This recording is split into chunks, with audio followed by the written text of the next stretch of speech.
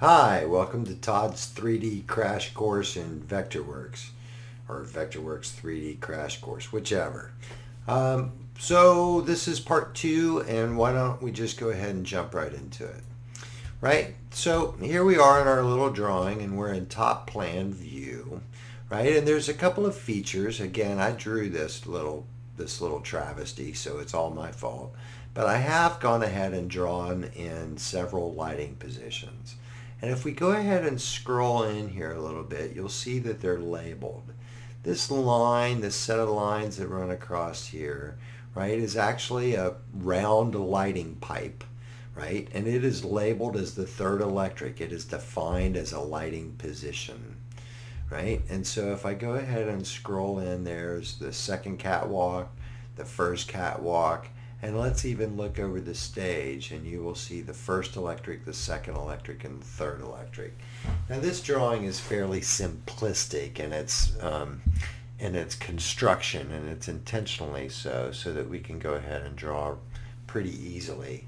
But what I want to do is let's just go ahead and introduce some symbols into this and some lighting fixtures that are already available to you via the Vectorworks libraries. The libraries are available through the Resource Manager, which should be in the lower right side of your drawing. If they are not, you can access them through the windows, palettes, and then you just want to make sure that the Resource Manager is selected. Sometimes the Resource Manager may be stuck on your other screen, or maybe it may sit elsewhere on your drawing. So you just want to make sure that you're able to find it and that it is indeed selected. Once you find your Resource Manager, and it may be, like I said, it could be pulled out and it could be big, right? It could be out in the middle of space. And what it does is it hides itself like that. To be able to take it and dock it, if you'll see that you have these little boxes here, that'll dock it on your main drawing, or we can come over here and I can dock it right back where it was, which is where I'm going to put mine because it's where I like mine, but you can put yours wherever you want, however you want to interact with it. So what I'm going to do is I'm going to go ahead and scroll down here, and I am in my Vectorworks libraries.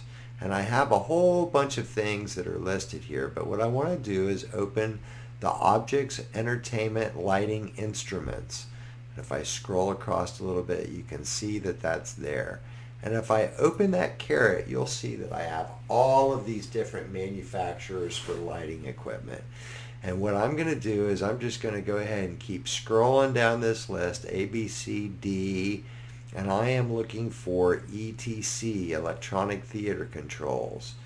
There is ETC, and now I need to actually keep looking. Now I have all these different types of ETCs, but what I'm after is going to be the source 4 file, right? Now within the source 4 file, why don't I just go to the regular old source 4? It's the very first option here, and if I click on that, now I have source 4 files, and if I hover over them, it'll tell me what it is. It says that's an ETC source 4 5 degree, right? It also tells me in the little name. If I hover it over, it says that's a 10 degree, a 14 degree, 19 degree, and a 26 degree. Now, just for giggles, let's just go ahead and click on the 26 degree. Now, I'm not going to click once. I'm actually going to double click. And when I double click it, it's going to select this symbol for insertion. And what I'm going to do, if you can see it, and I'll zoom in a little bit, I have a little symbol that's down here that's now saying that I have this symbol that I can draw, and I can put it wherever I want. I'm not holding the mouse button. I'm not doing anything. I just double clicked on it and then pulled my cursor over onto the drawing. I'm going to click once, and that has now locked it into its position. And now, again, I'm not holding my mouse button. It's a click, not a click and release, right? And I can determine what angle I want to have that symbol drawn, whether I want it to go this way or this way. And let's just say I want it to go that way. So now I've drawn that symbol. Here, let's put in another one, right? And let's point this one straight up. So now I've put in two symbols. I'll go to my selection tool. Now I can see all kinds of information over here.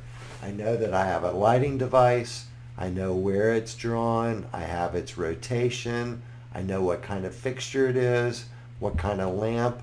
And if I were to scroll down, I have a huge number of options.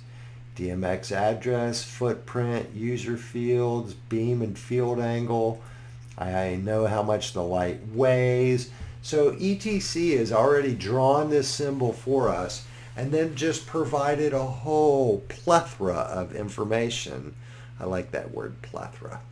And it gives us all kinds of information and options about how this instrument is going to work. So I'm just going to scroll out a little bit in my main drawing. If I select the first one that I drew, I get the same information palette for that. Here, I just did it bad. I get the same information for that fixture.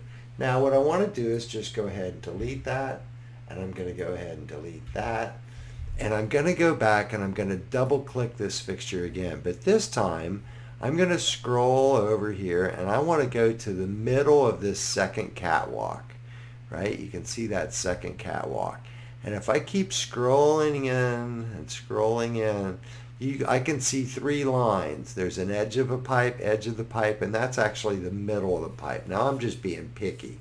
If you get close to it, it'll hang it there. So let's go ahead and hang that light there. I've clicked it once, and now I want to determine which way it points.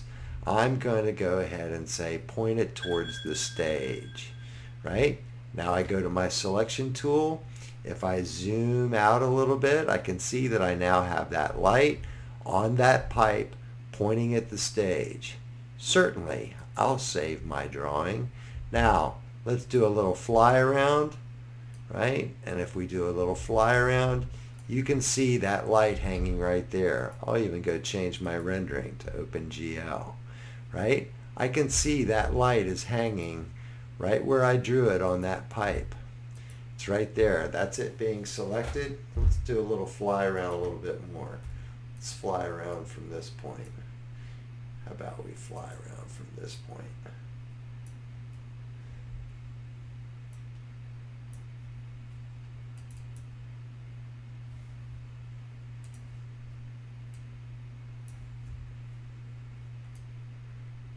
Right?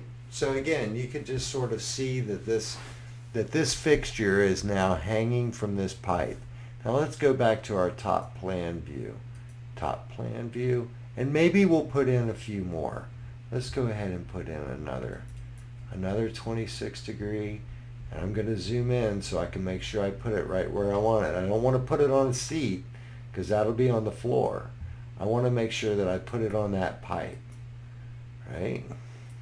And we'll go back and we'll talk about accuracy more in a little bit, but I do want to just show you that I can put these on that pipe. I'll do a fly around. I'm probably going to have to change to OpenGL again. But you can see that I have these three fixtures now hanging on this pipe. OpenGL. And now they're rendered. And yes, those fixtures are indeed now hanging from that pipe. So let's go back to our top plan view. And I will go ahead and answer my text. And I will be back and we will talk a little bit more about what we can do with these lights here in just a few minutes. So I will see you soon.